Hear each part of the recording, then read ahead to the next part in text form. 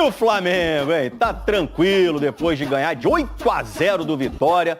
Só vai jogar no domingo, aliás, 4 da tarde no Maracanã contra o Grêmio. Você vai ver ao vivo aqui na Globo, tá? Juliano Lima. Tem jogador indo embora, né? Tem sim, Escobar. Boa tarde para você, para todo mundo que está acompanhando o Globo Esporte. O meio-campo Matheus Gonçalves foi negociado com o Al-Ahly da Arábia Saudita.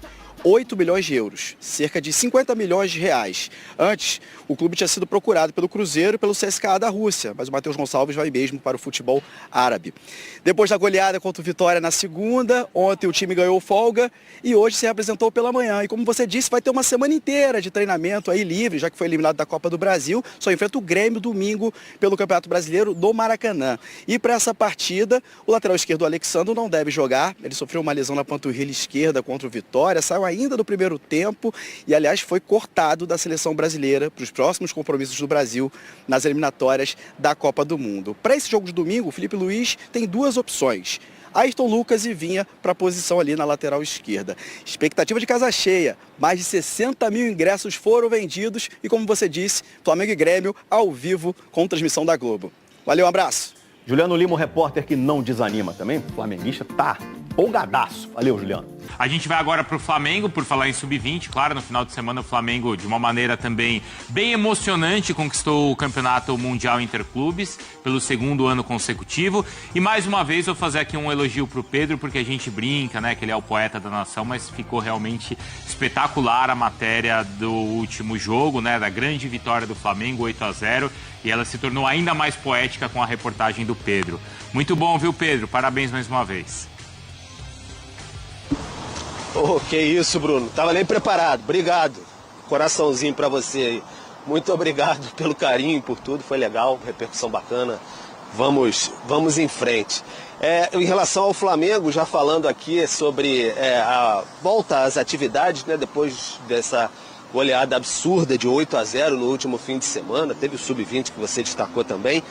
Mas o Flamengo teve um dia de folga ontem, o elenco descansou, porque volta agora pela manhã no Ninho do Urubu e daqui para frente vai ser treino até o jogo de domingo contra o Grêmio, 16 horas no Maracanã. E o Felipe Luiz quer aproveitar bastante essas semanas cheias aí, porque elas vão ser mais raras ainda por conta do ajuste no calendário da CBF, né? O Flamengo teria mais semanas cheias até o fim do ano, até se posicionou contra a mudança do calendário, então vai ter que aproveitar bastante. O Alexandro saiu no primeiro tempo contra o Vitória no Maracanã, sentiu um probleminha na panturrilha ali esquerda e de fato foi constatada uma lesão do jogador, vai ficar fora do jogo contra o Grêmio, depois é data FIFA, ele está convocado, foi o único rubro-negro na seleção do Ancelotti, então a gente fica na expectativa de como vai ser essa recuperação do Alexandro, se vai dar tempo de servir a seleção e tudo mais, mas o Flamengo tem Ayrton Lucas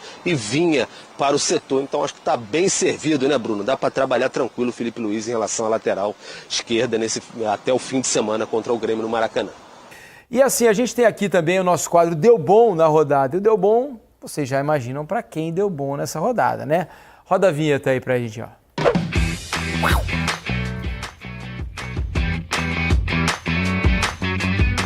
Deu bom é para Pedro, né? Centroavante do Flamengo, fez 3 gols, um belíssimo jogo e gols lindíssimos, né? Esse é um belo gol, né? A bola tá um pouco distante, a bola tá longa, né? Achei até que quando ele cortou o jogador do Vitória, o 2, né? Porque estavam próximos ali, poderiam ter chegado para dividir a bola com o Pedro, mas ele conseguiu. Ele enganou todo mundo mesmo, antes, né? E depois essa categoria, frieza para tirar do goleiro, né? Esse é o gol mais fácil que ele marcou na noite. A teta foi. E depois, para fechar, aí vem o mais bonito deles, né? Um elástico lindo, né? E a cavada de novo, mais uma cavada para tirar do goleiro e fazer o terceiro dele no jogo. Hat-trick de Pedro diante do Vitória. Bela exibição, Lazy tal, belo que gol. tava no jogo, hein, cara? É isso aí. Espetacular o gol. Espetacular. Tá crescendo de novo o Pedro, né? Depois de todo o imbróglio vivido ali, naquele momento de discussão, né, com o Felipe Luiz, desacordo, as coisas aparentemente estão entrando no trilho, né, Mansur? Sim. A gente vai agora também tentar compreender qual vai ser a a rotina, né? Como se o Pedro vai ser, de novo, a primeira opção, ou se o Felipe Luiz, porque é muito também do trabalho dele, vai trabalhar de acordo com a característica dos jogos, né? Que eu acho que vai ser o que a gente tem visto até agora acho que não muda, né? no campeonato. O Felipe vai manter, né, essa linha, né? Acontece que a impressão que eu tenho é que a qualidade técnica dele como 9 é muito alta, né? Muito alta. Ele tem as soluções que ele apresenta, assim, jogando de costas, tem associação com outros jogadores, conhecimento da área para finalizar. Ele é um 9 especialista que no elenco ele é o único, né? O Bruno Henrique ali, ele dá ao Felipe a questão do ataque ao espaço, de pressionar o adversário, de eventualmente puxar uma saída em jogos que o Flamengo tem um adversário que vem pressionar um pouco mais, ou que o Flamengo precisa pressionar no campo ofensivo, ou tem espaço para atacar as costas. Esse era um jogo que certamente o Felipe imaginava um adversário mais colocado atrás, querendo ter um 9 de referência. Mas como 9 em si, executando as funções do camisa 9, o Pedro é o especialista que o elenco tem num nível altíssimo. Feliz é o Felipe Luiz, né? Que tem diversas e ótimas opções para o ataque do Flamengo, né? Ainda mais agora, num momento em que não tem praticamente ninguém machucado. Ontem o Alexandro saiu com uma lesão na panturrilha, né? Imagino até que vai ser cortado da lista do Ancelotti para os 2 jogos finais das eliminatórias, e o Pulgar, né, que está fora ainda por causa de lesão. No mais, acho que não tem mais ninguém no departamento médico nesse momento, né?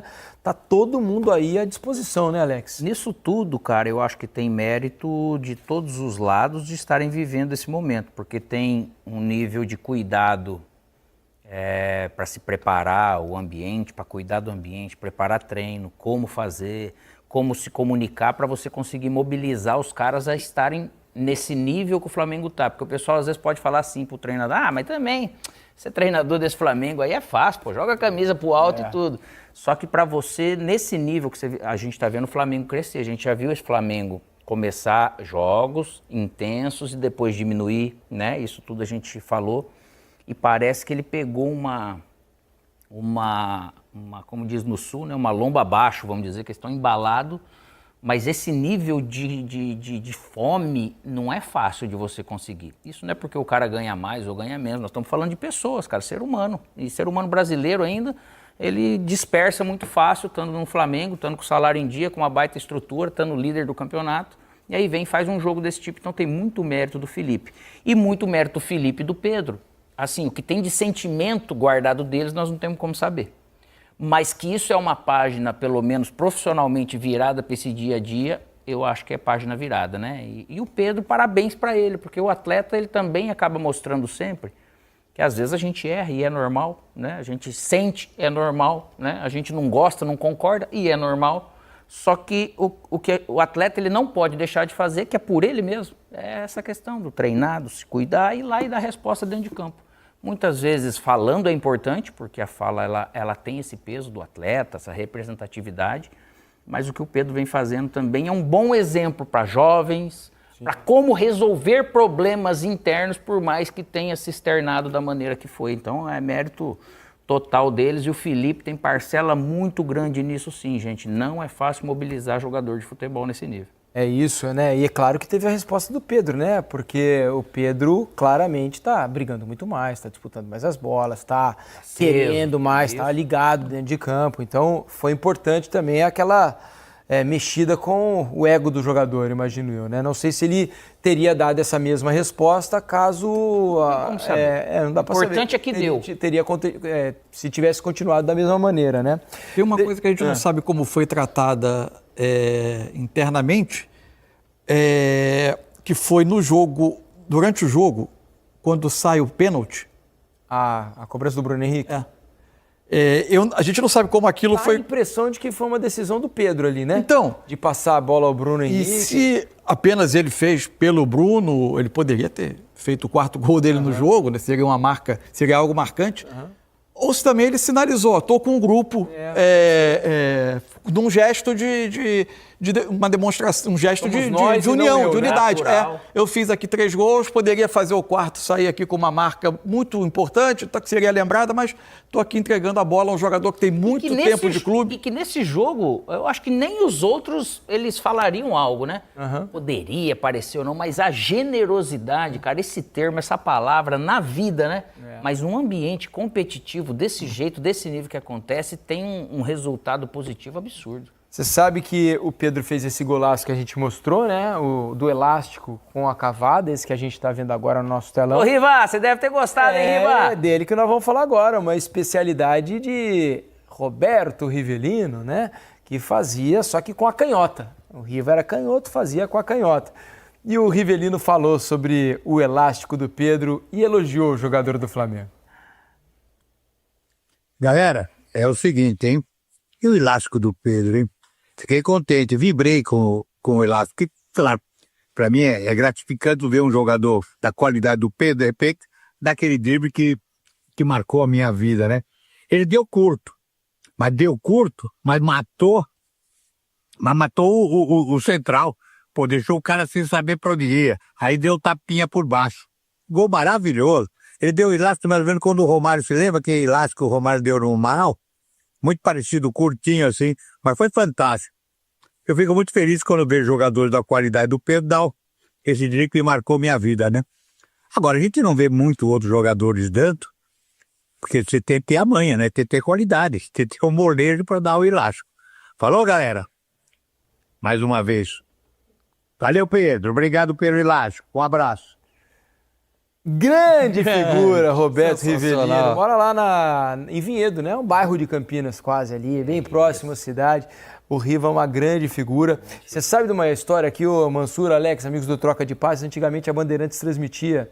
Eu não vi o Rivelino jogar no auge da carreira e tal, né? Eu vibrava com a seleção brasileira de Master. Exato, que eu ia dizer, o Rivelino era o treinador, né? O Luciano do Vale era o treinador e o Rivelino jogava, era a grande estrela da seleção brasileira de Masters, né? E a Bandeirantes transmitia os jogos. Eu adorava que o Riva virava e mexia naquela seleção, ele dava o elástico. E a galera toda vibrava, claro, ele já barrigudinho, né? O Riva já barrigudinho, tinha encerrado a carreira havia algum tempo, mas era...